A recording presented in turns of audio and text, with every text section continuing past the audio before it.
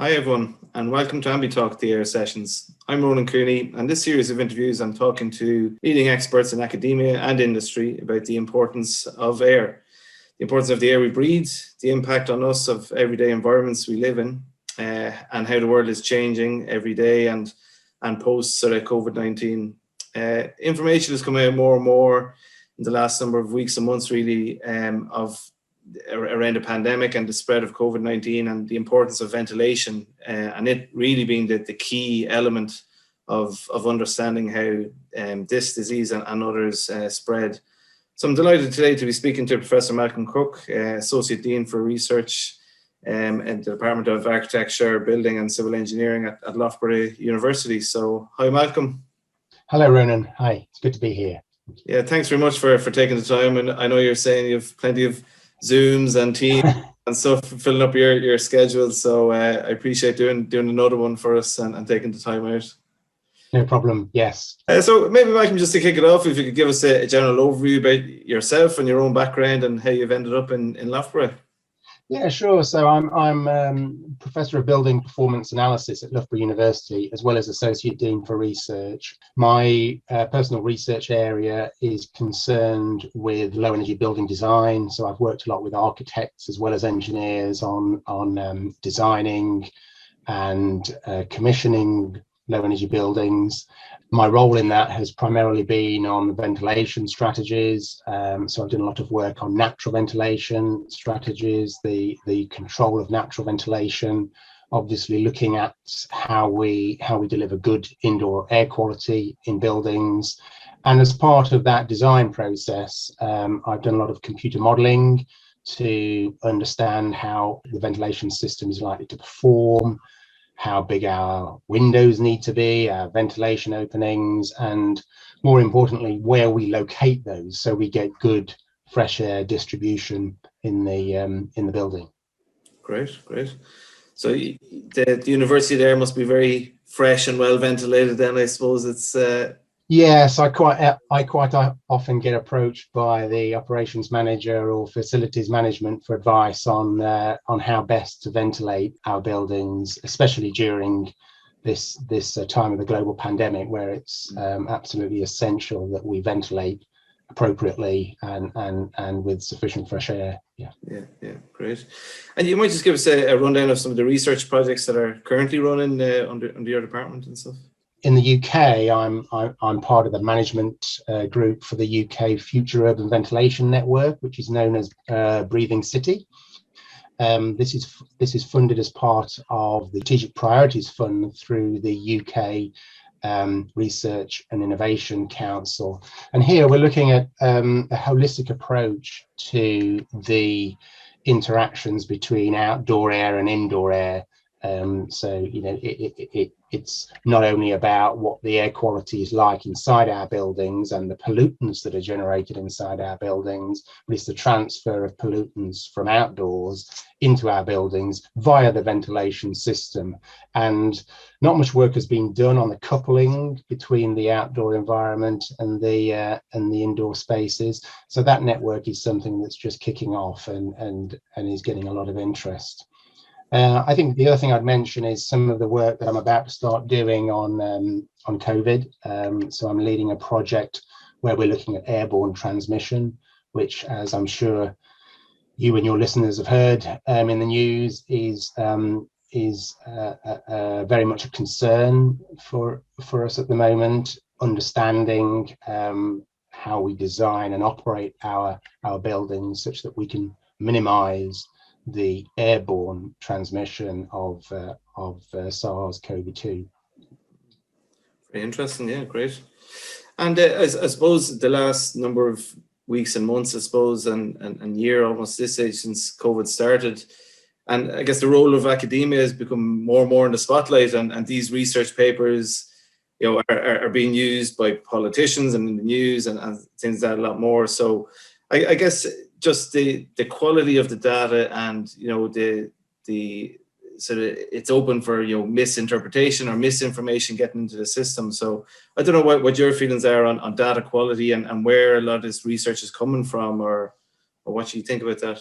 Yes, so it's it appears everybody's having a go at trying to advise the government on what they should and shouldn't do. And it's been remarkable, actually, Ronan, how quickly publications have been made available. And actually, credit to the publishers for getting those publications out so quickly and peer reviewed so quickly.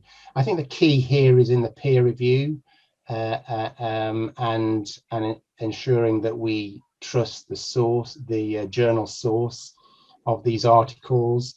COVID-19 is a very complex and multifaceted problem, which requires a multidisciplinary approach. So there are many people, virologists, microbiologists, building physicists. There are many people involved in presenting their thoughts on COVID-19 and how it spreads and how to control our buildings.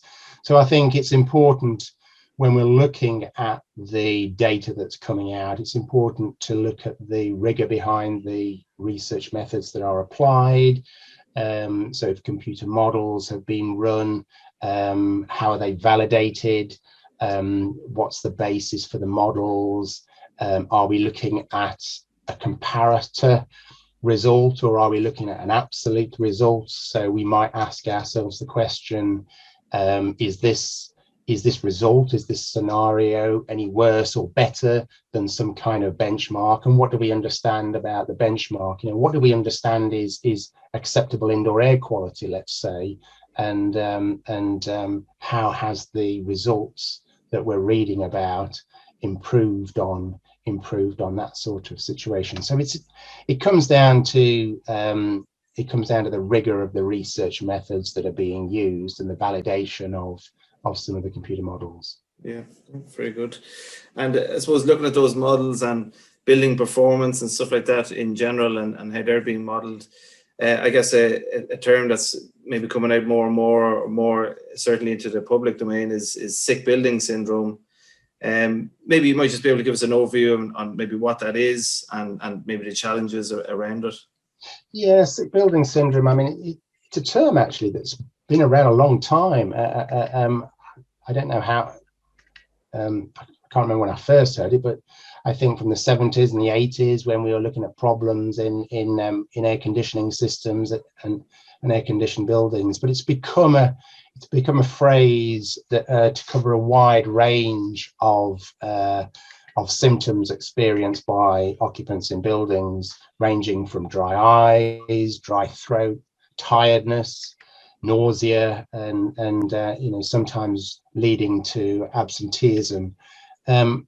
So I think what we're really talking about here is problems with the indoor environmental quality. So it can be caused by poor lighting, poor computer screens, as well as things that I'm interested in, such as poor ventilation, poorly maintained ventilation systems, poorly designed ventilation systems which don't enable adequate distribution of fresh air. So you can imagine how challenging spaces like densely occupied call centers are, ensuring that you get fresh air into the core of the building, and the challenges that can pose if we don't get that right. And if we don't get ventilation right, then that can cause overheating, so it can cause thermal discomfort. It can cause problems with moisture in the building, which can lead to mold growth and spores, and very quickly lead to illnesses in the breathing system, in the respiratory system. Yeah, and I think I suppose for us as a company, that is something people need. I guess the information to even know that. I guess that's in a case with a lot of companies. If you're in a building and say you do have a large absenteeism or something, how do you measure, or where do you start to get the information to back up a change, or to know that if you do implement a change, that it's actually had any effect? But I guess, like you were saying, it is a complex sort of situation, isn't it? That it's not one element in particular. It's can be a combination of things that's worth being monitored of the total environment, I suppose. That's right. And the thing with air and ventilation is we can't see it. So we don't know. We don't know whether a building is poorly ventilated until we start to get problems. And then we have to go down the path of trying to diagnose the source of those problems. You know, is it that there's a valve is malfunctioning? Is it that the system hasn't been commissioned appropriately? You know, it can become quite a detailed investigation to get to the root of what's causing a building to be a so-called sick building. Yeah. And again, over time, I suppose, I know in Ireland, and I think it's similar in the UK, really, where the last number of years, energy efficiency has become the real driver, and, net zero carbon and things like that are put around. And I think personally, I suppose that insulation has become, the buzzword, and everyone insulate everything, insulate your house, get better windows, and so, which is great. But there's been pretty much no conversation really about ventilation then around that, and we're creating, I suppose, sealed boxes in a way that don't breathe, and obviously with the pandemic and stuff is causing issues. So I don't know what your feelings are around that, or how that balance has worked in general over the last number of years.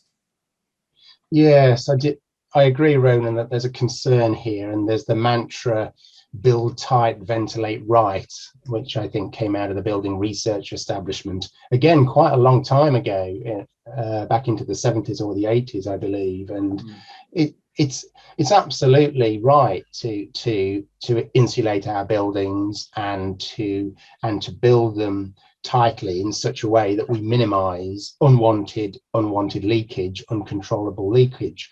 But then we do then have to ventilate that space. We have to ventilate for the people inside that building. And it comes down to what I was saying a minute ago about ventilation being invisible, and we're kind of not aware of it, almost, unless you're a ventilation engineer like me. Lay people aren't necessarily bothered about ventilation, and I know speaking to lay people about this, it's, well, actually I'm more bothered about staying thermally comfortable. I don't want to open the window, it's too cold outside, I want to keep the window closed. So people don't see, a lot of people don't see ventilation as a source of good indoor environmental quality and well-being. They see it as an inconvenience and a source of discomfort. So I think designing in better ways such that we can introduce fresh air into the building without it causing a nuisance, whether it be noise or air pollution or cold drafts, is something that we as ventilation engineers and researchers in this space need to continue working on, so that we can build tight and ventilate right. Yeah. And then I guess that indoor air quality really being fed from, I think you mentioned earlier, the outdoor air quality. I think we're seeing more and more research coming of indoor air spaces, exceeding pretty much the entire city, exceeding sort of WHO recommended levels and things like that. And I guess really you're getting that condensing, really, I guess, of the pollutants potentially being brought into a house. So I guess that's another aspect that needs to be taken into account, and something you've been looking at. Yes, it is. Yes, and this is part of that breathing city network that I'm part of at the moment. We talk about indoor air quality, but of course we're limited in terms of what we can do with our indoor air quality if the outdoor air quality is so poor. And I'm thinking particularly in cities here, and thinking particularly of the Ella Kissi-Deborah case in 2013, where the coroner ruled in this landmark case of pollution being the cause of Ella's death.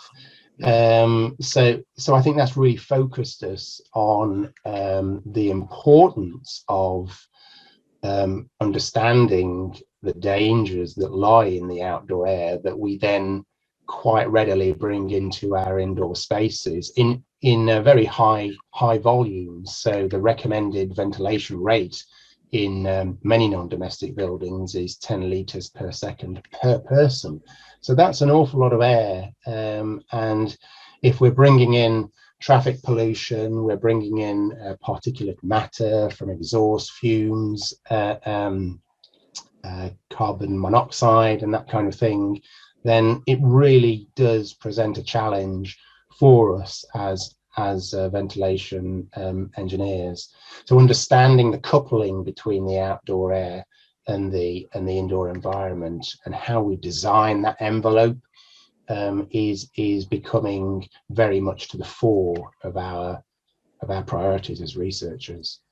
And do you feel like local authorities and sort of government have maybe known about this enough, or do you think they're driving it enough at the moment to take action about it, I suppose? Yes, I like a lot of these things, there's always more that can be done, but I have confidence that certainly in the research projects I'm a part of, that we have those stakeholders involved in those projects so that we can understand how to influence policy. We can understand what effect we're having on other areas of the economy and the operation of a city, if you like, by wanting to change how we ventilate our spaces. So it's very important for us as researchers to have those stakeholders involved on our projects from the outset, which we do. And do you find that technology it's widely available to allow you to get that information, to do that monitoring and to have that information in cities? Do you think that's widely available and enough at the minute, or do you think there's more that can be done on the technology side as well to make it easier for you, I guess? I think there's always room for more data and understanding more about what's happening in and around cities in terms of the outdoor air quality, how the pollutants vary with the weather, for example. What happens when we have hot summer days, how that traps the air in cities, the heat island effect, for example, and the impact that can have on people's well-being.